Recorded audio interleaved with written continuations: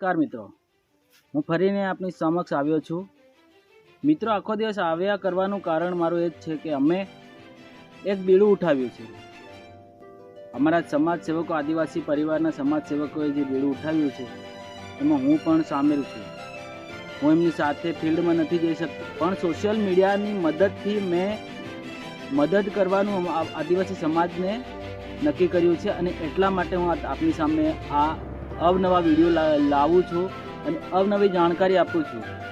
મિત્રો, હું કોઈ મોટો એવો વિદ્વાન નથી કે તમને જ્ઞાન આપું ને એ કરું, પણ મિત્રો મારા મનમાં એવું લાગે છે કે હું એક આદિવાસી પરિવારનો સદસ્ય છું અને કાર્યકર્તા તરીકે એક નવી જાણકારી તમને આપું. નોકરી કરે, ધંધા કરે અને જાગૃત થઈ ગયા છે. પણ મિત્રો, શું તમને એક પ્રશ્ન પૂછું કે આપણો આદિવાસી સમાજ શું સુરક્ષિત છે? આપણી બેન દીકરીઓ સુરક્ષિત છે?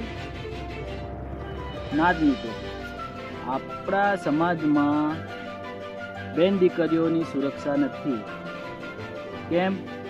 કેમ કે આપણે જો જાગૃત હોઈએ તો આપણો સમાજ જાગૃત હોય, અને આપણો સમાજ જાગૃત હોય તો આપણે બેન દીકરીઓ સુરક્ષિત હોય. આપણે જ ઘરમાં બેસીએ ને મોબાઈલોમાં ચેટિંગ કરીએ, આ કરીએ તે કરીએ. આપણા આદિવાસી સમાજની દીકરીઓ સાથે દિવસો ને દિવસે અત્યાચારો વધતા જઈ રહ્યા છે અને બહુ ગંભીર બાબત છે મિત્રો. ધ્યાનથી સાંભળજો અને ધ્યાનથી દેખજો મિત્રો કે આપણા આદિવાસી સમાજની દીકરીઓ ઉપર અત્યાચારો થાય છે, એમના પર બળાત્કારો થાય છે, એમનું ખૂન થાય છે. મિત્રો, તમે જાણતા હશો, દિલ્હીમાં શ્રદ્ધા મર્ડર કેસ થયો હતો. એમાં આફતાબ નામનો મુસલમાન કાતિલ હતો. એણે એ દીકરી સાથે રેપ કર્યો અને પછી એના 30 ટુકડા કર્યા. કેટલા? 30 ટુકડા કરી અને પછી એને અલગ અલગ જગ્યાએ ફેંકી દીધી. આપણા આદિવાસી સમાજની દીકરી જોડે એવો કિસ્સો બન્યો છે. ઝારખંડમાં એવો કિસ્સો બન્યો છે કે એ દીકરીને બોળવી ફોસલાવીને એની જોડે રિલેશન રાખ્યું અને પછી એની જોડે લગ્ન કર્યા. ને લગ્ન કરી અને પછી એ દીકરીને મારી નાખી દીધી. મારી તો એવી રીતે નહીં મારી, એને પહેલાં મારી નાખી, પછી એની ચામડી બધી ઉખેડી નાખી અને પછી એના ટુકડા કર્યા. 50 ટુકડા કર્યા. કેટલા? 50 ટુકડા કરીને અલગ અલગ જગ્યાએ ફેંકી દીધા. આવો હરામી નરાધમ હતો મિત્રો. એ પણ મુસ્લિમ યુવક જ છે. તો મારું કહેવું એવું છે કે આપણા સમાજમાં, આદિવાસી સમાજમાં કેમ આવું કે બેન દીકરીઓને મારું એટલું કહેવું છે કે તમે તમારા મા બાપની ઇજ્જત આબરૂ સાચવો, આપણા સમાજની ઇજ્જત આબરૂ સાચવો. કે આપણા સમાજમાં યુવકો છે અને તમને તમારા મા બાપે ભણવા મૂકી, બરાબર? ભણો, ગણો, આગળ વધો. અને કશું પણ હોય, તમારા ભાઈ હોય, તમારા પપ્પા હોય કે તમારા કુટુંબના કે આપણા આદિવાસી પરિવારનો કોઈ પણ ભાઈ, આપણા ભાઈ જ હોય, એમને જણાવો કે મને આ છોકરો હેરાન કરે છે, મને આ કરે છે.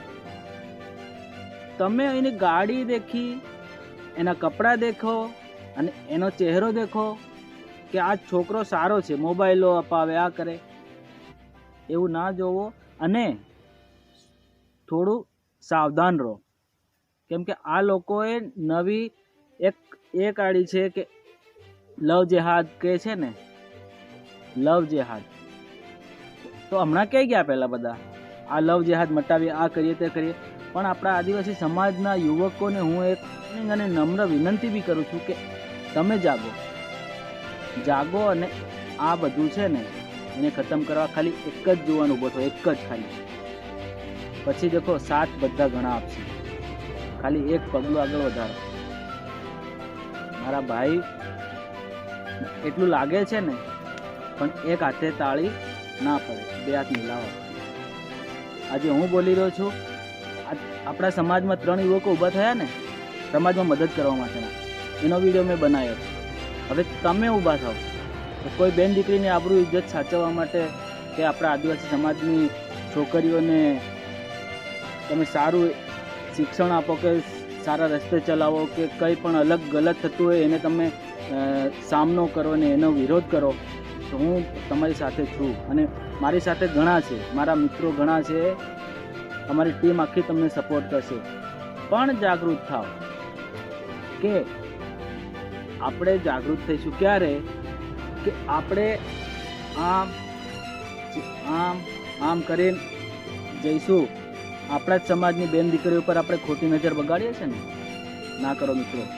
જો તમને ગમી ગઈ, પપ્પાને કે કોઈ પણને કહેવાનું કે મને આ છોકરી ગમે છે, મારે એની જોડે લગ્ન કરવા છે, તો તમને કોણ ના કહેશે? પણ મહેરબાની કરીને એવું કંઈ ગલત કામ ના કરો મિત્રો, કેમ કે એ પણ આપણી બેન દીકરી જ કહેવાય છે ને. આપણે આદિવાસી સમાજ છે, બધા સમાજથી આપણો આદિવાસી પરિવાર હમણાં છૂટો પડી ગયો ગણાય છે. આપણો આદિવાસી સમાજ આગળ વધતો જઈ રહ્યો છે ને જાગૃત થઈ રહ્યો છે. એટલે આ લોકો આપણા ઉપર નજર રાખીને બેઠા છે અને આપણને ટાર્ગેટ કરશે કે શું આદિવાસી આદિવાસી કરો છો, આ કરો છો. પણ જાગૃત થાવ, એક ગર્વ રાખો. ઘમંડ છે મને મારી જાત પર, મારે આદિવાસી, હું આદિવાસી જ છું, એટલું રાખશો ને ત્યારે આપણા સમાજ સુરક્ષિત રહેશે ને આપણી બેન દીકરીઓ સુરક્ષિત રહેશે. પછી આવા લોકોની શું ઓકાત છે મિત્રો કે આપણી બેન દીકરીઓ પર આંખ ઉઠાવે. પણ મારું કહેવું છે કે જે ઝારખંડમાં આપણી બેન દીકરી પર થયું ને, આદિવાસી સમાજની કોઈ પણ બેન દીકરી પર ના થાય. અને આપણા આદિવાસી સમાજની બેન દીકરી સિવાય કોઈ પણ સમાજની બેન દીકરી સાથે ના થાય, એનું પણ આપણે ધ્યાન રાખવાનું. કેમ કે આપણે આદિવાસી છીએ મિત્રો, આપણે જંગલમાં રહીને આપણા દેશની રક્ષા કરતા હતા. જંગલની રક્ષા કરવી અને આપણા સમાજની રક્ષા કરવી. ખાસ કરીને યુવકોને કહું છું કે તમે ખોટા રસ્તે ખોટા રવાડે ના ચડો. કંઈ પણ આપણા આદિવાસી સમાજમાં પ્રવૃત્તિ થતી હોય એમાં તમે ભાગ લો. મીટિંગ થાય કે કોઈ ફંક્શન થાય, કોઈ મોટા પ્રવક્તાઓ આવે એમનું સાંભળો.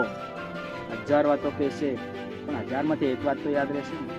પછી હમણાં આપણે તમે ગમે ત્યાં ગયા, ભણો છો ગણો છો, ગમે ત્યાં ગયા ઇન્ટરવ્યૂમાં ગયા, તમારા આદિવાસી સમાજનું આંકો મને શું થાય શું થાય, આપણે કશું જાણતા ન હોય તો શું કરે. એટલે મિત્રો ધ્યાન રાખીને આપણા આદિવાસી સમાજની બેન દીકરીઓની સુરક્ષા અને આપણા સમાજની સુરક્ષા કહેવા માટે મેં વિડીયો બનાવ્યો હતો, બરાબર. અને આવા જ જો વિડીયો તમે જોવા માંગશો પાછા, તો મારી ચેનલને સબસ્ક્રાઈબ કરો, લાઈક કરો અને શેર કરો, અને બેલ આઇકન છે એને દબાવીને ઓલ કરી દો. એટલે બધા વિડીયો મારા જે છે એ તમારી સમક્ષ આવી જશે. અને મને સપોર્ટ કરો.